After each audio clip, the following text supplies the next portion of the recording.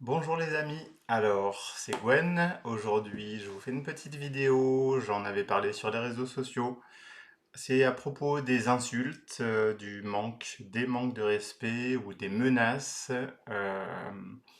verbales ou physiques, on verra au feeling où est-ce qu'on va et comment réagir à tout ça. Alors je commence directement par poser la question à quoi ça sert une insulte. Ça peut paraître bête comme question, mais à quoi ça sert d'insulter quelqu'un? Et en fait, pour moi, déjà à la base, insulter quelqu'un, ça sert à dire regarde-moi.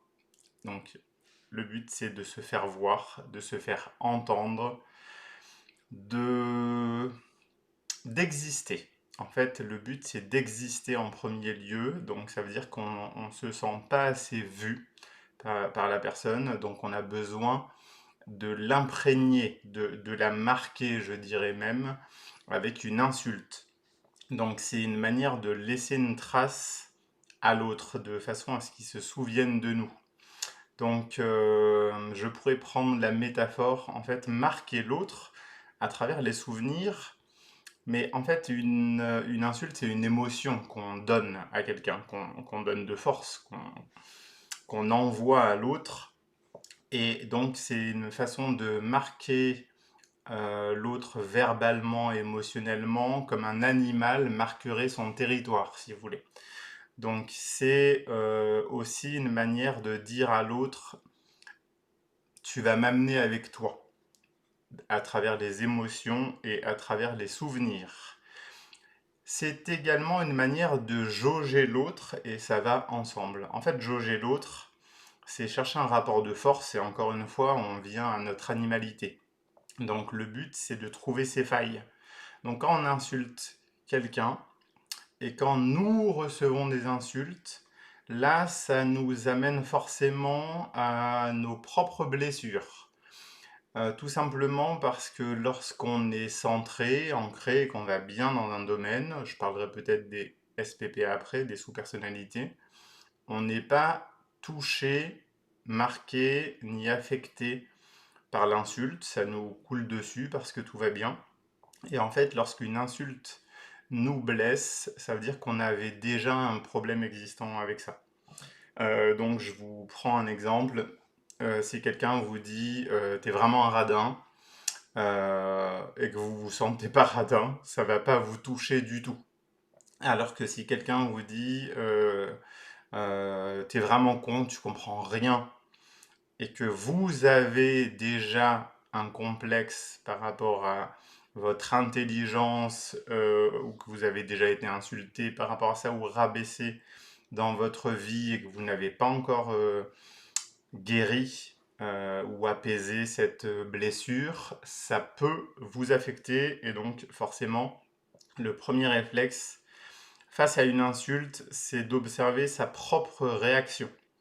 Je dis bien observer avant de travailler sur soi, c'est de se dire je j'agis d'abord de manière impulsive avec l'ego, puis je regarde à l'intérieur de moi pourquoi j'ai réagi comme ça, est-ce que ça m'a touché, est-ce que ça m'a plus touché que ce que je ne pensais. Et l'autre manière de travailler sur soi, c'est d'observer si ça revient dans la journée, les jours qui suivent, si justement l'insulte nous a marqué, nous a laissé une trace et qu'on nous a fait pipi dessus énergétiquement et que ça a marché en fait tout simplement. Et auquel cas bah, il faut évacuer, lâcher ses émotions comme j'en ai parlé dans plein de vidéos, donc ça vous connaissez je pense par cœur si vous êtes là aujourd'hui.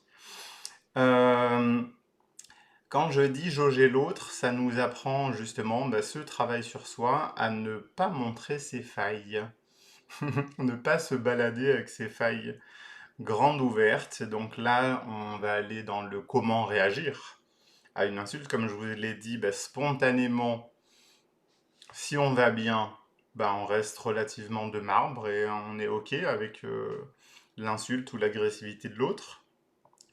Et si on est touché, bah, on peut se dire, bah, tiens, je vais moins montrer que je suis touché. c'est pas forcément montrer de l'indifférence, mais c'est de montrer une forme de neutralité, d'apaisement. Parce qu'en fait, à partir du moment où l'autre cherche un rapport de force, s'il voit que vous êtes touché, il va appuyer, si vous êtes amené à le revoir, hein, parce qu'on parlera après de si c'est des inconnus ou des proches. Mais en fait, l'autre, quand il nous jauge, il touche, il cherche nos points faibles. Et dans les rapports de force, une fois qu'il les a trouvés, eh bien, il va revenir dessus, revenir dessus, revenir dessus.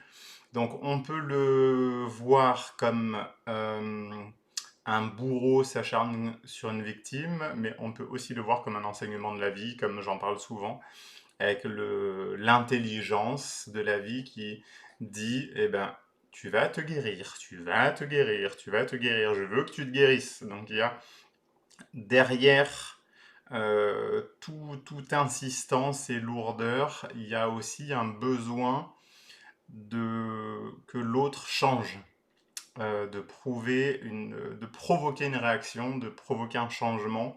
Donc là, on est déjà dans l'enseignement de spiritualité, de tirer de l'enseignement de cette expérience de façon à s'améliorer soi et avoir moins de failles et de blessures à offrir au, au monde, je dirais, mais aux autres, aux personnes qui sont encore justement dans les jeux de pouvoir, dans les rapports de force, etc. Donc, retenez bien que les insultes nous permettent de nous voir nous. Si on est centré et qu'on va bien, ou si on est blessé. Et pourquoi on est blessé? Alors ça veut dire qu'on a une blessure à soigner qui date d'avant cet épisode-là. Donc ensuite, à quoi ça sert l'insulte? Comment réagir à l'insulte? Puis le troisième temps, c'est quel est le message? Puisque comme je l'avais écrit il y a quelque temps, tout est de l'amour. Tout est de l'amour maladroitement donné. Donc il y a des gens qui savent dire les choses sainement, et ceux qui ne savent pas dire les choses sainement, donc avec leur âme, vont dire les choses avec l'ego et de façon conflictuelle. Et en fait là, on peut vraiment, je sais que dans les stages, je travaille beaucoup là-dessus, on pourrait appeler ça traduire avec l'âme. Ça veut dire que quelqu'un qui vous dit, je reprends le même exemple, t'es vraiment con. Si on réagit avec ego, c'est donc qu'on a été touché émotionnellement. Et on va réagir on est touché dans l'ego, on est blessé dans l'ego et on va réagir avec ego. Donc dire mais toi t'es un abruti, mais non, on va se défendre. Voilà, tout simplement. Euh, Disclaimer, il y aura des insultes dans cette vidéo, vu que c'est un peu le but, c'est d'en parler. Mais en fait, quand on dit à quelqu'un t'es vraiment con ou t'es stupide ou autre, ça veut dire je me sens incompris. Voilà, tout simplement. Si on traduit la voix de l'ego, t'es vraiment con, la voix de l'âme dirait je me sens incompris et j'aimerais que tu fasses un effort pour m'expliquer ou me montrer que tu as bien compris ce que j'ai dit. Donc en fait, ça nécessite, c'est un besoin de clarifier euh, que le message a bien été reçu et entendu. Donc c'est à nous de changer le comportement euh, face à l'autre pour lui montrer pas lui montrer qu'on n'est pas con, mais tout simplement parce qu'il est frustré. Euh, Là, je suis pas encore dans comment répondre à l'autre, hein, je suis juste dans le à quoi sert le message. Et donc en fait, vous pouvez prendre plein d'exemples comme ça où vous allez comprendre, il y a une sorte d'effet miroir, mais un miroir grossissant, un miroir déformant, qui nous aide à conscientiser le message de l'autre. Donc en fait, là où il a besoin d'être validé et là où il a besoin d'être aimé. Donc t'es vraiment con, je me sens incompris. On va traduire ça comme ça. Espèce d'escroc. Donc là, en termes de SPPA, on voit qu'il vise la facette d'homme d'affaires. Ça veut dire qu'on parle, on est sur, si vous voulez, si vous connaissez pas les facettes, mettez des énergies. Donc t'es con, c'est sur l'intelligence, l'énergie. Espèce d'escroc, en gros, ça veut dire tu gagnes de l'argent et moi j'ai un problème avec de l'argent. Donc on est sur l'énergie de l'argent. Donc le espèce d'escroc, finalement, où j'en parle souvent parce que, comme vous savez, moi je vends mes services, que ce soit des consultations individuelles ou des stages, et je suis souvent confronté à oui, mais c'est cher, t'es vraiment un escroc, tout ça. Donc en fait, si on traduit, ça veut dire je ne m'en sors pas financièrement. Tu gagnes ta vie et pas moi. Au lieu d'apprendre de toi, je porte un jugement sur toi et je t'insulte. Voilà, en gros, ça signifie ça. Espèce de gourou. Bah, espèce de gourou, c'est pareil. Si on regarde qu'est-ce que ça veut dire, d'où ça vient, le espèce de gourou, ça veut dire je constate que tu as du succès et de l'aura et des personnes qui te suivent, bah ça me rend jaloux. Donc plutôt que de vous demander comment tu fais pour avoir du succès, je vais dire bah lui c'est un gourou alors que moi non. En fait, c'est un peu comme si je prends un exemple qui me traverse l'esprit, comme si un musicien disait ouais mais lui il est mainstream alors que moi je suis underground. Voilà, ça c'est le langage classique, surtout moi qui étais dans la culture hip-hop. En gros, le mec qui est accusé d'être mainstream, ça veut dire il a plein de public, il gagne bien sa vie, il a du succès, et pas moi. Donc je vais chercher à tourner ça d'une façon à me mettre moi en avantage, au lieu de dire je m'en sors pas, j'ai aucun succès, on va dire ouais mais moi je fais, tu sais, dans la musique, je suis plutôt underground, mon but c'est pas de chercher à avoir du succès. Enfin, vous voyez tout ce que je veux dire. Et je prends un exemple aussi qui est parmi des insultes. Encore une fois, ça peut être dans la rue, ça peut être en couple, ça peut être entre amis. Bah, par exemple, le espèce de salope ou sale pute, prenez typiquement le gars dans la rue qui va draguer une femme et l'insulter ensuite. Bah, le sale, avec l'insulte qui va avec, parce qu'il y en a plein, en général, qu'est-ce que ça veut dire? Ça veut dire je suis. Donc là, sur l'énergie, on est dans l'énergie du sexe. Donc finalement, salope ou pute ou ce que vous voulez, ça veut dire je suis frustré sexuellement, tout simplement. Donc et d'ailleurs, il y a une logique implacable. Je veux dire, la personne qui tente de draguer quelqu'un et qui l'insulte derrière, ça veut juste dire j'aurais aimé que tu t'intéresses à moi. Donc je vais toucher là où ça fait mal. Donc je vais pas faire une insulte sur l'amour, je vais faire une insulte sur le corps. Donc c'est pas pareil que de traiter quelqu'un, je sais pas, d'avoir mauvais goût ou de ne pas être tombée amoureuse. Là, c'est vraiment purement sexuel, mais parce que le but, c'est encore une fois, c'est de chercher à toucher là où ça fait mal. Donc, pour beaucoup de femmes, là où ça fait mal, bah, c'est notre éducation, hein. Ça va être ce qui est tabou, donc plus généralement la sexualité. Donc, j'espère que vous avez compris comment traduire l'insulte pour mieux comprendre l'autre. Après, comment lui répondre? Pour moi, bah, le point suivant que j'aborderai, c'est quel est mon degré de proximité avec l'autre? Est-ce que ça vaut la peine de consacrer du temps et de l'énergie à des insultes, à la personne qui nous insulte? Donc déjà, de un, pour moi, quand ce sont des inconnus qui nous insultent, on s'en fout. En fait, il n'y a aucune réaction à avoir. Euh, on m'avait déjà demandé dans un stage comment tu réagis si quelqu'un t'insulte dans la rue. Bah, moi, je m'étais dit, bah, je me dis que la personne a un problème psychologique, psychiatrique. Peut-être dans la journée, elle a passé une mauvaise journée. Et puis, comme je vous l'ai dit avant, je suis assez blindé sur les réseaux sociaux. Je me fais insulter de temps en temps. Je dis pas que c'est tout le temps, mais ça arrive. C'est pas très très grave, quoi. Et en plus, comme je vous ai dit, les exemples que j'ai pris, ben, je me fais toujours insulter sur les mêmes caractéristiques, donc c'est pas foufou, quoi.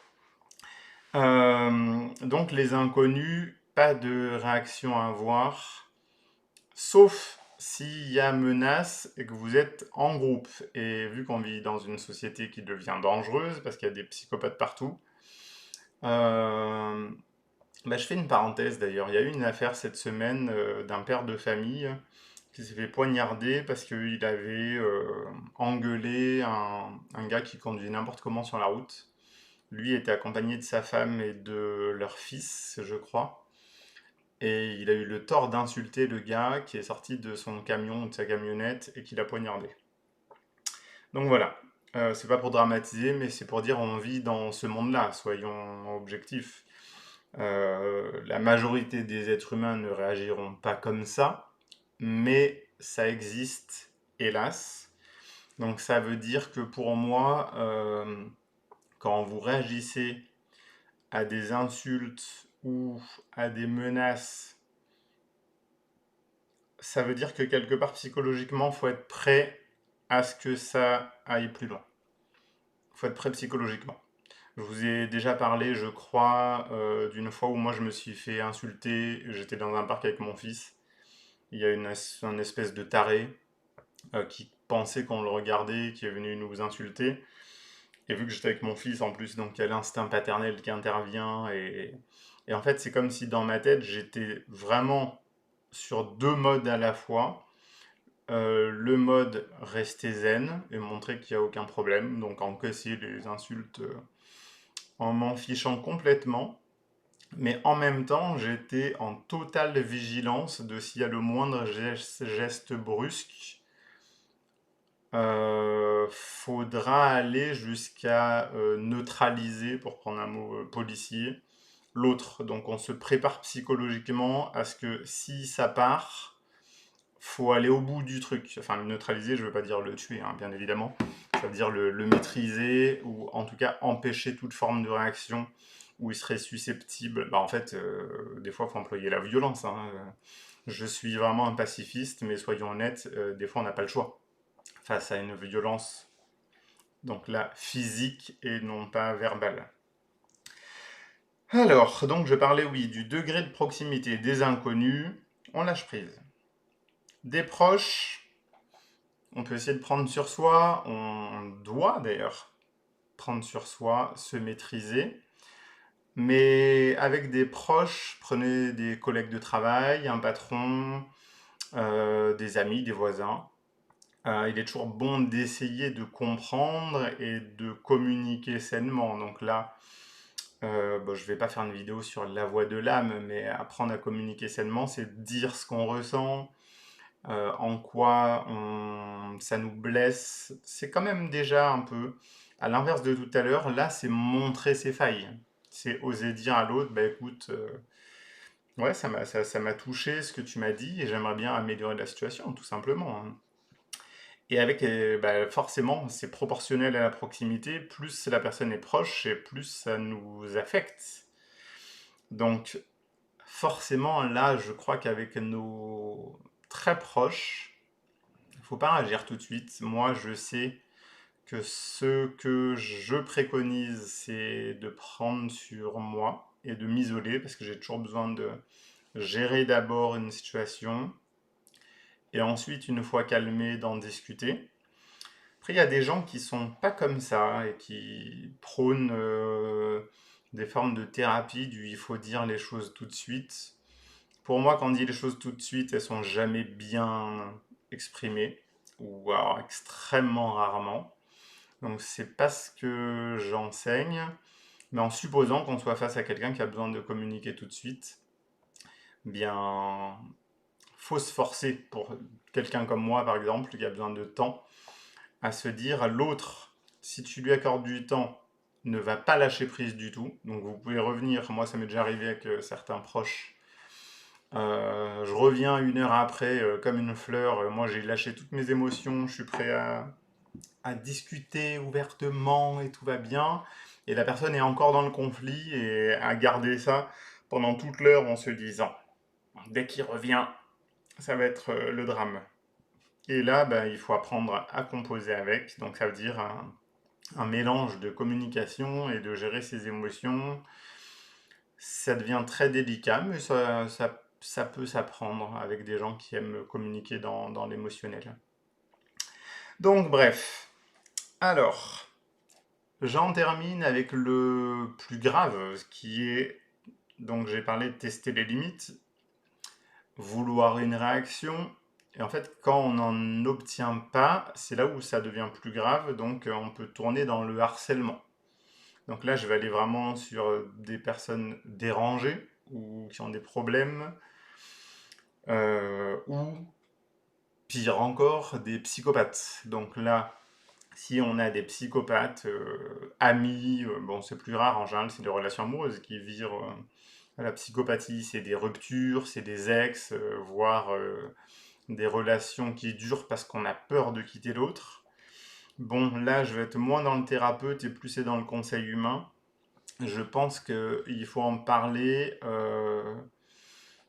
à ses proches pour éviter que si ça tourne au drame, les gens tombent des nues. En parler à ses proches, porter plainte. Beaucoup de gens me disent oui, mais ça sert à rien de porter plainte. Certains de mes patients ou certains de mes amis que j'accompagnais à porter plainte. Et je leur dis si, ça sert à laisser des traces. Ça veut dire que même la police ou la justice, en cas de débordement, seront au courant que l'autre a déjà eu des comportements malsains ou maladifs. Donc c'est un peu une technique de petit poussé. Laisser des traces, en parler à ses proches, porter plainte, laisser des traces aussi. Là, on tourne un peu dans la manipulation, donc je parle vraiment de quand on est en danger hein, avec quelqu'un. Hein. C'est le faire parler par écrit.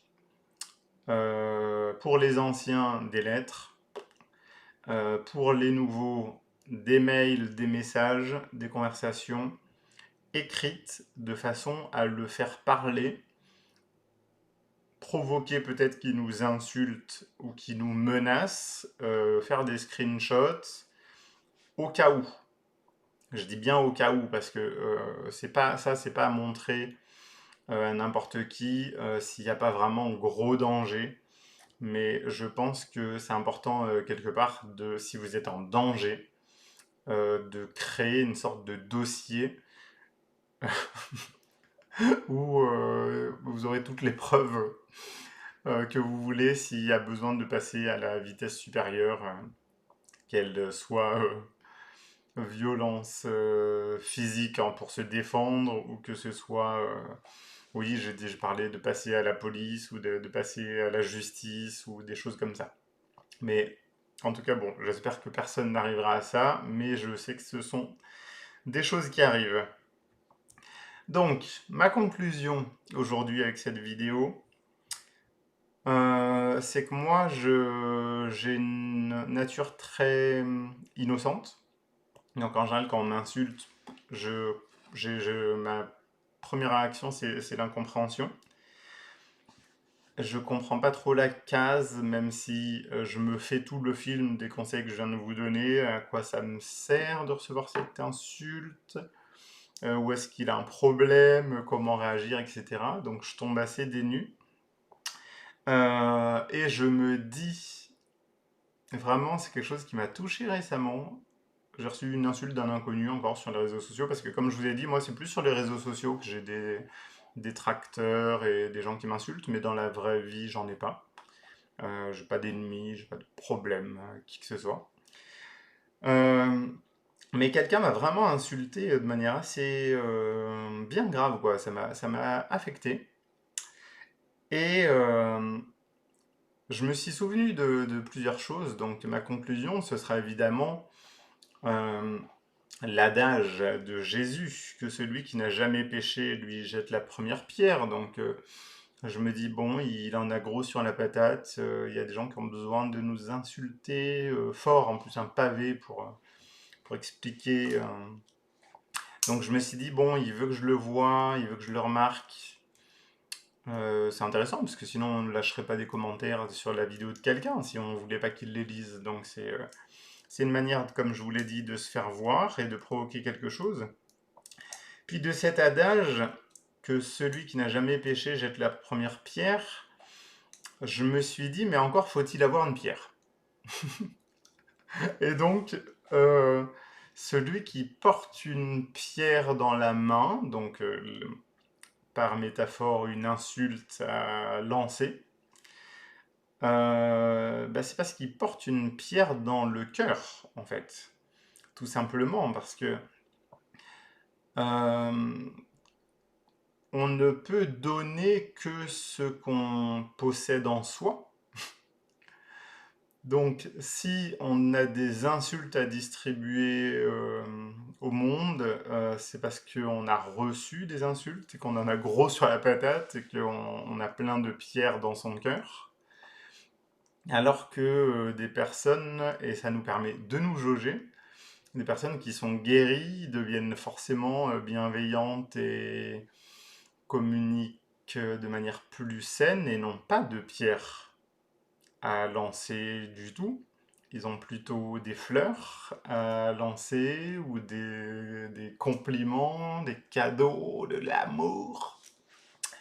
Et en fait, ça m'a rappelé une histoire.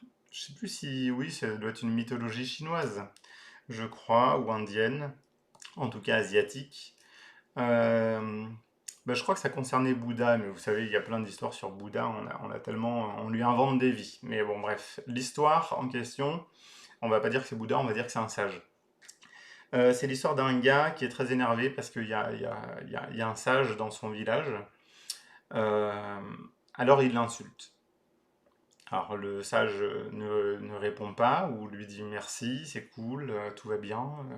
Puis ça l'énerve encore plus, alors il l'insulte encore plus et la personne plus sage ne réagit de manière toujours pacifiste et gentille et pleine d'amour.